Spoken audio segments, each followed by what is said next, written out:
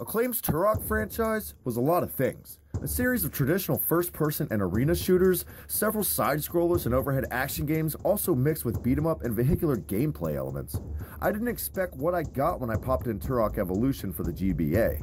The console version of Turok Evolution was meant as a return to glory for the series, but it had the exact opposite outcome. Turok Evolution on consoles was the low point in the series, and along with other many busts, led to the closure of Acclaim, as well as another Turok game not being released for another 6 years from a new developer and publisher.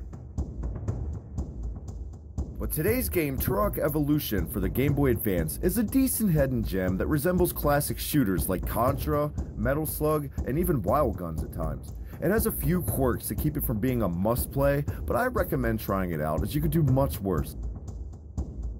So let's take a look at what Acclaim should have marketed more heavily when both the Evolution games were released. This is Turok Evolution for the GBA.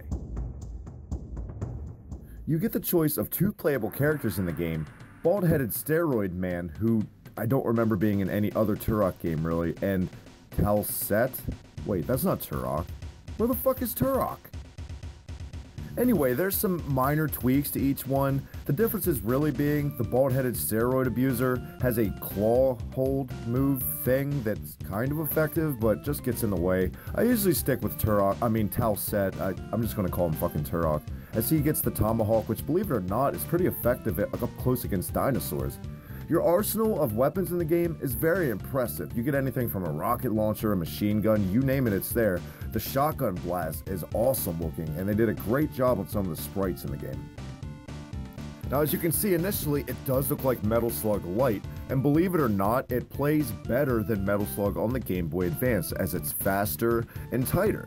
Now, it switches it up to the Wild Guns type gameplay, and this is where I kind of lost interest in the game. I think it overdid the Wild Guns mechanic, and honestly, Wild Guns was a great game, but it isn't done well here. If it was done well, I would have appreciated it more, but I wish they would have stuck with the side-scrolling action platformer style more.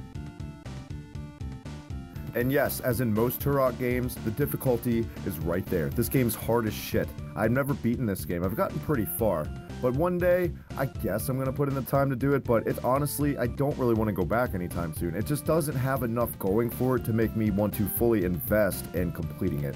That's Turok Evolution for the GBA, a much better Turok Evolution than for the PS2, but in my opinion, you could do much better. Stick with Metal Slug, Contra, but if you end up playing this, have fun. You could do much worse.